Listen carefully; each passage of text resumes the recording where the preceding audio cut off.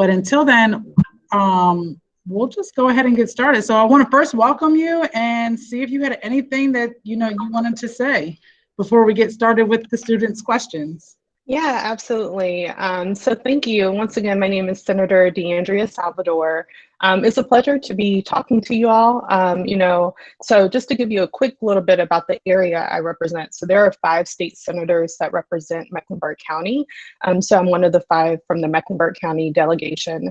The part of Mecklenburg County that I represent is essentially Steel Creek area, Pineville, Ballantyne, and a little bit of Matthews. So I have most of the southern part of our county. And so just a little bit about me, I grew up in this area, went to Steel Creek Elementary. I did not go to Olympic High School, though my mom and my siblings did. I went to Waddell. So back when Waddell was a high school, I graduated from there. So pretty familiar with the area. I'm happy to share more about my background and looking forward to answering your questions. But thank you for the invitation. I really enjoy getting an opportunity to do this. Well, we're grateful to have you. So I'm going to start with a question from Jared McLeod. And his question was, what do you do on the Energy and Environment Committee? Yeah, so right now our committee really hasn't met a bunch. So we met 2 times, and so first the committee, it has a lot of topics kind of rolled into one. So we cover agriculture, we cover energy, and we cover environment. Now what ends up there, essentially our rules chair. So in the Senate, the way it works, all the legislation file first goes to the rules committee, and then the rules committee will determine kind of where it goes next. So if they view that it touches on those subject areas, then it'll end up with us. So the things that we met on first was actually a confirmation. So given that our Governor Cooper was reelected, he kind of appointed who he would like to see serving some of the key roles for like the Department of Environmental Quality will be coming up soon. But the first one was cultural resources. So we all met to consider that nomination, to ask questions of the nominee, and then we unanimously voted that it was a favorable decision. So that's kind of some of the stuff, a lot of things that pertain to electricity, working with the Utility Commission, air quality, those kinds of things are likely to turn up there too. Thank you so much. And this is kind of perfect timing. Representative Brown, thank you so much for joining us today. We actually have a question for you next, but before we do that, we wanted to give you an opportunity to introduce yourself. You could talk a little bit about the area you represent and what made you want to run for office. You're muted. Yeah. Well, good morning. Thank you for inviting me, Ms. Carter. I appreciate that. I'm glad to be here this morning. My name is Terry Brown. I represent North Carolina House District 92 in the General Assembly.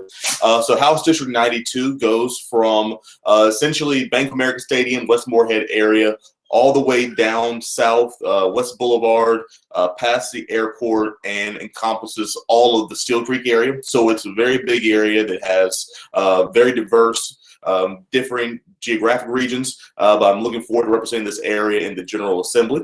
I am originally from Fayetteville, North Carolina. I'm a lifelong North Carolinian.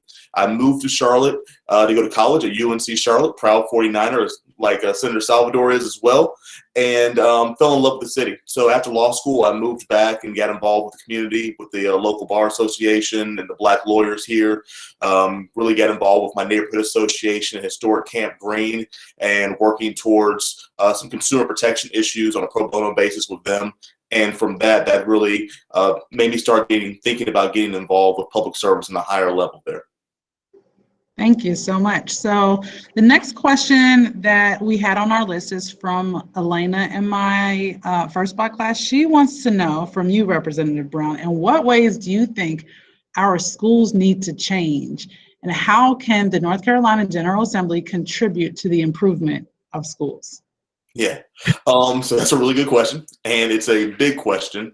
I'll answer it in a few parts. So I think one of the biggest ways impacting on the student side that we should think about how we reimagine how public education works or schooling works in North Carolina is really think about what we need to do to prepare students for the next level.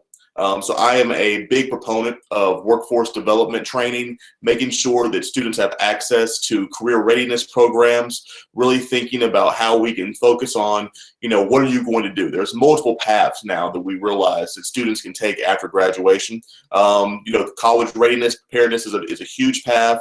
But we also need to think about learning these trades. Charlotte is becoming a major economic hub for our state and across the country, and we're recruiting a lot of new jobs there. So the one thing that I want us to think about doing is how can we make sure that we are preparing students now who are in high school to go out and get these new jobs that we're bringing into North Carolina and bringing into Charlotte. So that's a huge tool. And another thing that's really important to me for students as well is thinking about mental health. I feel like I'm not that old, but I think that going to high school now is a lot different than when I went to high school. And on top of the increasing academic pressures that a lot of students have, on top of the social pressures with social media and everything like that, you guys are now dealing with virtual learning and all these different competing issues are going on. And that's really stressful, right? So I think one of the biggest things that we need to focus on is more mental health awareness and resources in our schools as well. To think about it that way. And then also making sure that we're getting the best teachers in there. And that means we have to make sure that we're paying our teachers at the national average and doing great things to make sure that North Carolina is competitive on the teacher side, to recruit good teachers to be here.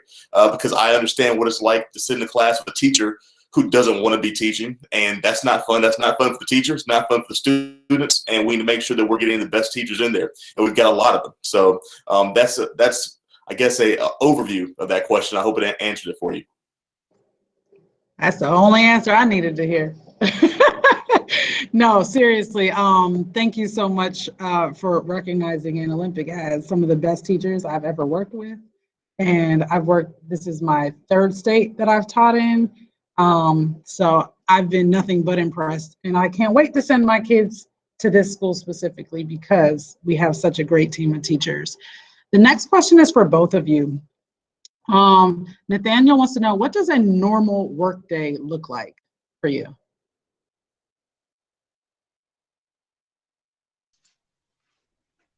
Representative Brown, you want me to go first? I'll let you go ahead. Yeah. Yeah. So I think the key word is normal.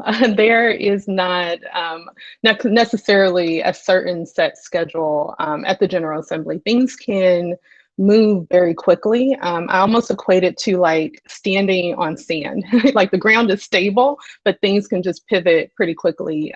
So normally in Raleigh can be in Raleigh anywhere from Monday to Thursday. Sometimes we'll have a 7 p.m. session for the Senate, and then Tuesdays and Wednesdays we vote at 4 p.m. and Thursdays is around 12. Now, the reason I say shifting sands is that sometimes those times can adjust slightly. For instance, like on a previous Thursday, we were thinking it was going to be 1, and then it ended up being 12. I think even in the House, there can be recesses like that you all had.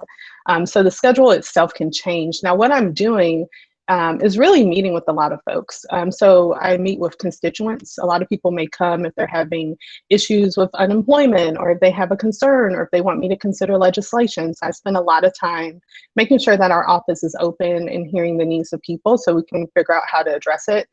We also meet outside of committee meetings to think about like just strategically what are things that can be done, meeting with stakeholders. As a new member, I'm meeting with all the senators. I have the pleasure of trying to meet the 49 other folks that I'm serving with in that chamber and building the relationships. And then outside of that is like before the filing deadline, focusing really diligently about what legislation we're going to put forth this year. So it's really a blend of constituent services, meeting with other senators, actually voting, going to committee meetings, and then of course we try to keep people updated. So you kind of have to mix in a little social media in there too. I am younger, so I'm not retired. So I do also have a job. So outside of those hours I work, luckily it's 100% remote, but I find a way to kind of manage that. So I typically will wake up at like 4 a.m., get some work done, head to General Assembly, do some work, and then do a little bit when my day wraps up. I also take the train back and forth to Raleigh. So that gives me about 8 hours a week that I can get work done as well. So all over the place for me. Yeah, I will echo a lot of what Senator Salvador said in terms of the fluid nature of our schedules right now. My typical week in the General Assembly on the House side is very similar. We usually have session on Mondays through Thursdays, and that time will fluctuate. Usually it'll be around the 10:30 to 1 o'clock time frame is when they're usually scheduled, and session can last anywhere from 5 minutes when we have pro forma sessions where there's no votes going on, and it can last anywhere from a few hours when we're having votes and there's floor votes and discussions on amendments and things like that. So a big part of what my day is very similar. As a freshman member of the General Assembly coming in new, one of the things is trying to acquaint myself with a lot of new things. Acquainting myself, one, with the building, learning my way around the maze that is the General Assembly complex, also meeting with the different stakeholders for legislation. One of the things that we don't think about when you're talking about the political scheme and things of that nature is how many different groups there are across North Carolina that are passionate about what they're advocating for. You've got, of course, with teachers have their own association. You've got associations for counselors. You've got associations for pretty much any different group that you can think of across the state. They have a group of people in Raleigh.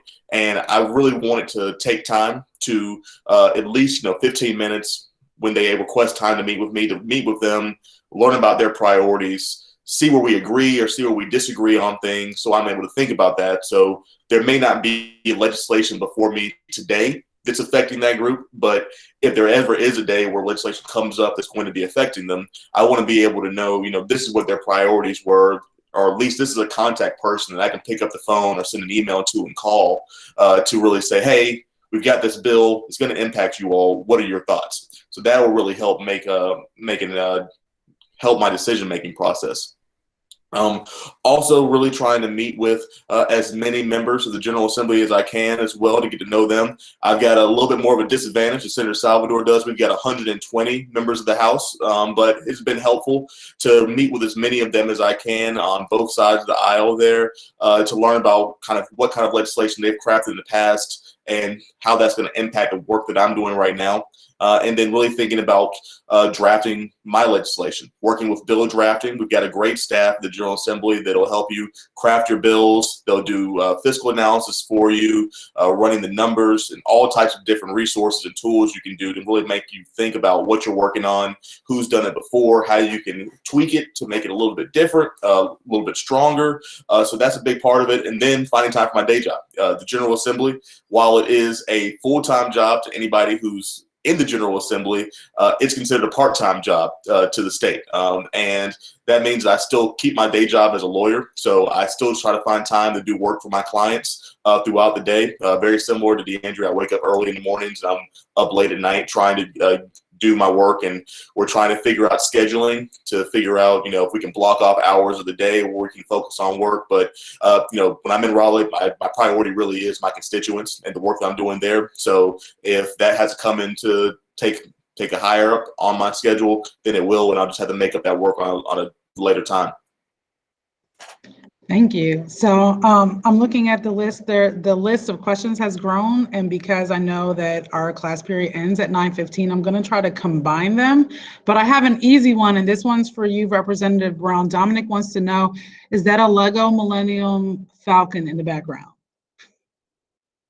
Yes. So since I've been doing these Zoom calls, we've been doing Zoom calls virtually. That's probably been one of the biggest topics I have. So I'm a big Lego fan, and as he says, I knew it. Yeah, I'm a big Lego fan. It's a stress reliever for me. It's some fun I can do, and I've got them around my office. And my wife makes me keep them in my office. They haven't bled over to the rest of the house yet, so I don't have that much. My General Assembly power stop when I get to the front door. She takes over there. So, but it is a Lego Millennium Falcon. I've got some other kind of Lego sets back there in the background and throughout my office there. But good eye, Dominic. Thank you. And so I'm kind of combining a couple questions. So I don't know if it's Caddy or Katie. That question was, what's the hardest part of your job? But Serena also wants to know, do you think you're making a real change? So what's the hardest part of your job? And are you making a difference? Hey, I'll start off with this one. I'll start with the last question first. I do think I am making a difference, and I think it's different in a way that a lot of people think about. You know, your elected officials. You think about you're in the General Assembly or you're in Congress, and the biggest way you're impacting your constituents is through legislation. And that's true. There is some great legislation out there that I think is making an impact. But for me, what I found, and I've only been on the job for 2 months now, but I found that the biggest impact that I've been able to make is in our constituent services. We have an ability to help people in our district with any issue that is regarding the state. So unemployment has been a huge issue, especially with the coronavirus pandemic, people reaching out to our office to get assistance with unemployment help. We've helped people with DMV, with their licenses and things like that. So that's probably where I see the biggest impact of my job as a legislator, is really helping people with some of these problems that they've been getting the runaround from different state agencies, and we're able to kind of step in and handle some things for them. So I think that is a really good impact that we've been able to have. And then the hardest part of the job right now is this interesting question. I think the most difficult part of the job right now is just being able to figure out the best way to handle things. I'm new to the General Assembly. I'm new to all these different mechanisms and things like that. So I think the biggest thing that has been a challenge, I'll say, is figuring out the best way to do things, because there's certain norms that are in place and you don't want to step outside those norms, but you also want to think about creative ways to change things and bring your own skill set to the General Assembly. So just figuring out the best way to handle all the different hats that you wear as a member of the General Assembly has been sort of a challenge that we're working through and that we're making strides on. Yeah, so I'll pretty much just be echoing a lot of Representative Brown said. Constituent services are definitely where we feel like we make our biggest impact. Like you mentioned, a lot of folks will reach out about a lot of different things. One of the things that we did, I think it may have been that first or second week of serving, is, for instance, there was an elderly home that had a residential facility where they couldn't figure out how to get their residents vaccinated. And so we were able, even though it wasn't necessarily a state issue, it was more federal, to connect them to the proper sources so that everyone could get scheduled for their vaccinations and hopefully be safer. So it really can vary. And I think that that's something where we take it very seriously, and we want to move super quickly to help people identify solutions to really whatever it is, whatever kind of help they need. And so that's really the number one place to quickly make an impact, especially as a new member. I think it's really difficult to just come in without a lot of the institutional knowledge that some of the people who have been at the General Assembly for 10 plus years have. So trying to understand quickly who's working on what, how you can fit in, who are the right folks to talk about if you want your legislation and policies to be seriously considered. So, a bit of that, the hardest part has just been trying to be a sponge and be effective in a new role, and do it very quickly, because around July the long session will be over. So when you think about it, there's not a lot of time to ramp up. Thank you. Asaya, you had asked, how does it feel to be representing people? I feel that our guests were able to answer that in the last question. Are you good with what you heard, Asaya?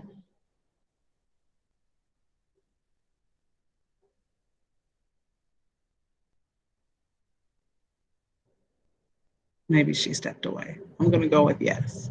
All right. So Scarlett asked, is there any new laws that you are working on, that you're creating?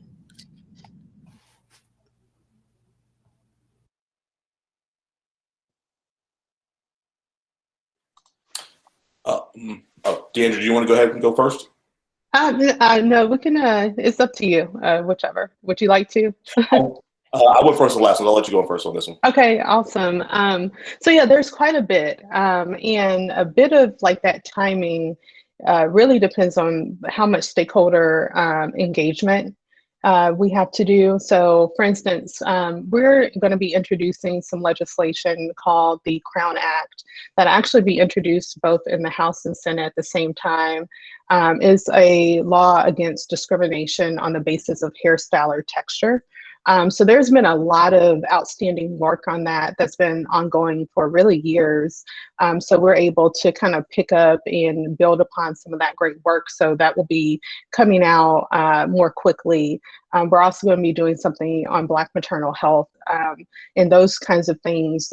Again, because there's been so much work at the federal level too, we're going to be introducing a little bit more soon. You know, we're working on something alongside Senator Jeff Jackson, which we call the Good Governance Act. So it will be omnibus legislation that's looking at everything from gerrymandering to voter intimidation, really things to hopefully help make sure that we are looking at the way that we are electing folks and taking out some of the unethical things like, you know, extreme gerrymandering that we've seen in our state.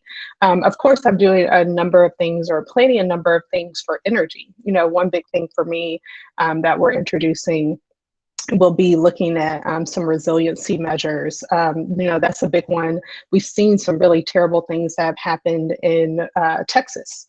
And, you know, I traveled to Texas back in 2019, actually talking about the need for resiliency in the South. So I see some of that legislation actually being building on some of my nonprofit work I did many years ago. So there's so many things. I think the hardest part is narrowing it down. And trying to not bite off more than you can chew, but a lot of exciting things in the works. Yeah, absolutely. Yeah, on our side in the House, we're actually going to be, I'm going to be introducing a piece of legislation that has been a long time. It was first introduced back in 1969 by the first Black member of the General Assembly in the 20th century, who later became the Chief Justice of the Supreme Court, to remove the literacy test requirement from the state constitution. It's inoperable right now, but it was enacted back during civil rights, back during the post-Civil War times, to prevent Black people from voting. And that's still part of our North Carolina Constitution. And we are going to be introducing legislation next week, along with another representative here from Mecklenburg County, to remove that from the state constitution. So that's going to be a, you know, an important piece of legislation that'll help not erase, but to remove some of the remnants of Jim Crow from our state constitution. But outside of that, to really impact our district, one of the pieces of legislation that I'm working on right now with the Department of Agriculture is a bill to provide grants for people who are operating urban gardens in food deserts. So a lot of areas of my district are without access to fresh, healthy foods. And when you look across the state, there are at least 83 counties that have some form of food desert in them, where people don't have access to grocery stores. They live more than a mile away from a grocery store, a place where they can get fresh foods, in an urban area, more than 10 miles away in a rural area. So we're trying to figure out creative ways to make sure that they have access to those foods. So providing grant programs for a farmer's market or for a urban garden in those areas, so people can come out and get those fresh, healthy foods at an affordable price. It's a piece of legislation we're working on. We're also working on with our community college system to make a pilot program to allow for what I was discussing earlier, to provide for high school students to get better trade education. And I know Olympic is one of the schools here in Cumberland County that has a really good program for workforce development. So I'm looking forward to working with them on that. So those are a few of the things that we're working on right now. And a lot of it takes time to figure out what's been done before, think about how it's been done before, and think about all the different stakeholders, like I mentioned earlier, who are going to be impacted. Because while, you know, I think I've come in with great ideas, I think DeAndrea would say the same, that she's come in with some great ideas. You know, we only know what we know in our personal lives, the people around us, and the people who are actually impacted by this directly, they might be able to tweak our legislation or think about things that we just never would think about because we don't live their perspective. And I think that's one of the great things that I've learned is for whatever idea that I have, whatever type of concept or thoughts I have, there's some group or someone out there who has that life experience, or that work experience that can make my legislation stronger. And I think that's a real benefit. All right, so we do have a couple more questions. Senator Salvador, you actually touched on Jeremiah's question. Jeremiah's question was looking in on the issue of Texas. What could they have done better to keep that situation under control? And then another question for both of you is, how do you think you would have handled remote learning when you were in high school? And then I'll just drop one more question about minimum wage. If you have any thoughts about what could happen at the state level while the federal government seems to kind of be stuck on what's going to happen nationally. I'll drop those in the chat because I know I just asked a lot. So the first part was the issue in Texas. What could they have done better? Yeah, I could just I'll go pretty quickly, make sure I give Reps Brown time. And I'm happy to talk later or one-on-one about this too. There was a lot of things that created the issue in Texas. One, they have a very different energy market than we do. Texas is literally an island. They cannot get backup from anywhere else very easily. Actually, if they were to get backup, they would need to get it from Mexico and not from other places in the US. So there's some technical constraints. But one of the big things that I've talked about is distributed energy resources. And that's looking at how can we mix our energy sources in a way that you can essentially island those key services off. And there are varying strategies from that, ranging from, of course, traditional renewables to hydrogen, but that is one big one. The other one is their capacity planning. Because of their free market approach, no people on the generation side felt it was valuable enough to have enough critical services in the background to respond to an extreme situation like this one. And they also didn't plan for extreme weather. So literally their gas lines froze because it just was something that you don't generally see in Texas. So I think it's a mix of making sure the planning is accounting for any change in extreme weather and climate. And then also making sure we're looking at from a generation, like our energy mix, that we're making it more resilient and have the ability to island off when we kind of see disconnections from our large scale plants. In terms of minimum wage, I support a $15 minimum wage. I'm trying to work with advocates to see on the Senate side who may be championing that and how I can support their work. And then handling remote learning in high school, I mean, I really commend everybody who is participating in remote learning. I commend the students for being adaptable. I commend the teachers, the parents. I know that this has to be incredibly tough. When I was in high school, I did one CPCC course online and it was so difficult. So I cannot imagine what you all are going through. So I'm not sure how I will handle it. I just know that it would be tough. And, I hope that you all, I hope that you all are doing well with it. And like I said, if there's ever anything that y'all need, your parents need, the teachers need, please feel free to reach out to our office if there's a way that we can be helpful.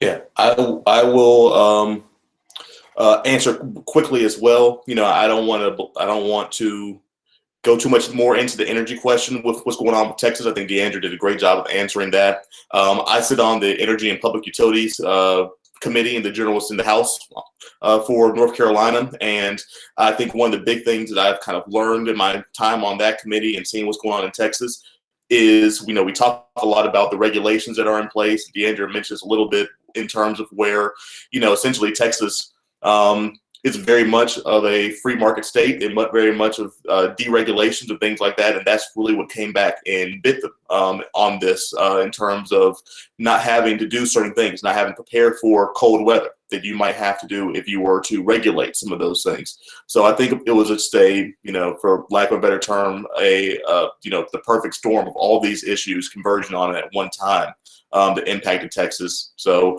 my heart goes out to people of Texas on that's going on there now. In terms of minimum wage, I absolutely think that a $15 minimum wage is the least that we can do. In a city like Charlotte, the living wage is probably closer to $17.35. And by the time we actually do enact a $15 minimum wage, the living wage will have increased even more by then. So we really have to make sure that we are enacting at least that $15 minimum wage. The General Assembly has tried before to enact legislation on that, and I think that, unfortunately, I think that now it's going to be more of a wait and see game what the federal side does as well. But I definitely am supportive of whatever efforts are to raise minimum wage, and also think about what we can do to provide for that long-term sustainable growth for people here in North Carolina as well.